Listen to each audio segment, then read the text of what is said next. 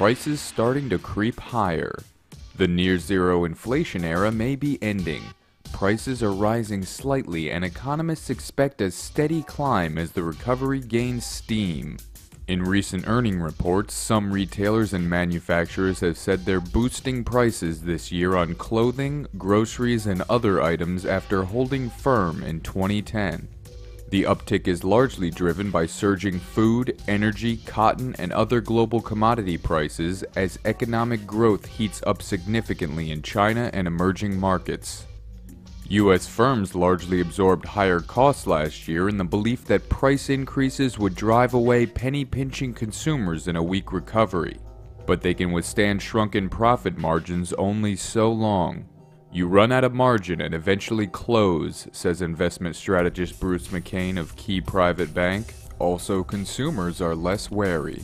The government said this week that consumer spending rose at a healthy 4.4% annual rate in the fourth quarter.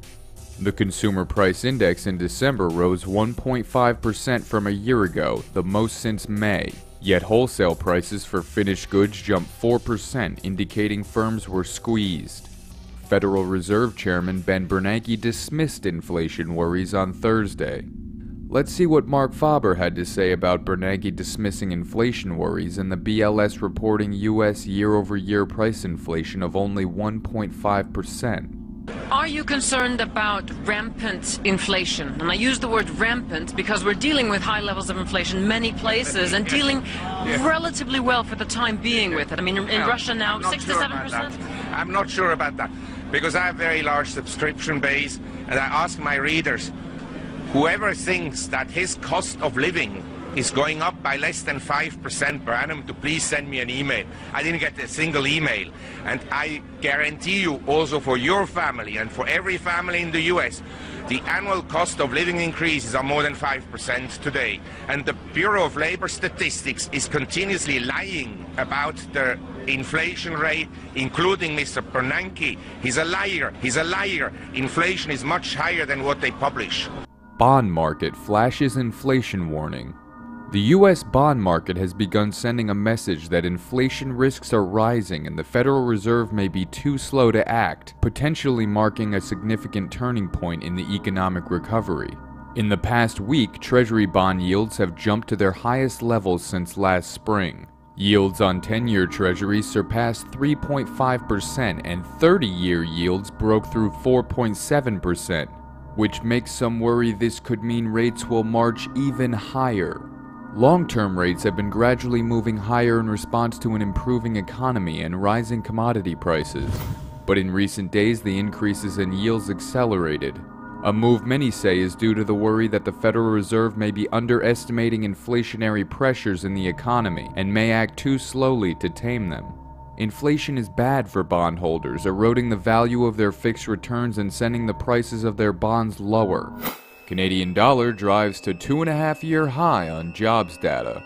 The Canadian dollar hit its highest level against the US dollar since May of 2008 on Friday, while bond prices held lower after a US government report showed employment rose far less than expected in January.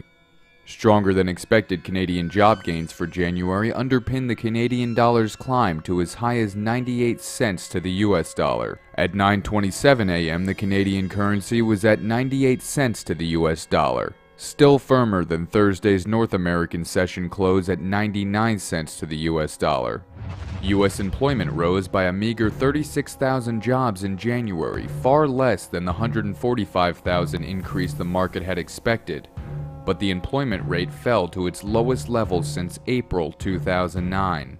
Although it was reported that employers added 36,000 jobs for the month, if you take out the upward biases used by the BLS as part of the birth-death model, over 50,000 jobs were lost for the month.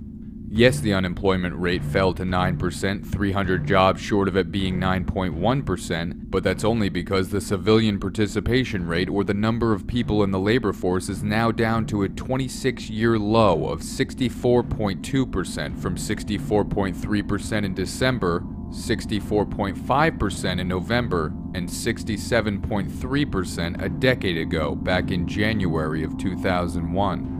Total seasonally adjusted payrolls now stand at 130.3 million compared to 132.1 million a decade ago in January of 2001. The total civilian labor force is currently 153.2 million compared to 142 million a decade ago in January of 2001. This means there are 1.9 million less jobs than a decade ago, but 11.2 million more people looking for jobs.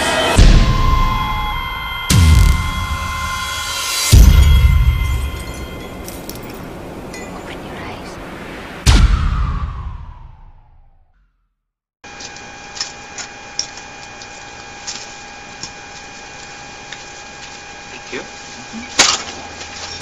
Now, if you do me a favor, Yes. would you empty that till for me, please? Put it right here. What do you mean? Empty the till. Put your bills right here, because I'm robbing you, sir. You sure? Yes, I'm sure. Why do you want to do that? Because I need the money. I've got kids that need to be fed, sir. And I know I am, sir. I realize that. And I really am sorry to have to do this.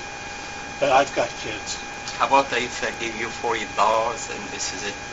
Well, I can't do that, sir. I've got rent to pay, I've got bills, and the kids need to eat.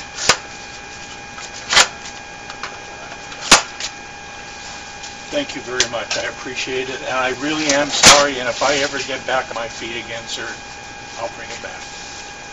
I'm sorry. God be with you, man. Thank you very much, and with you too. Thank you.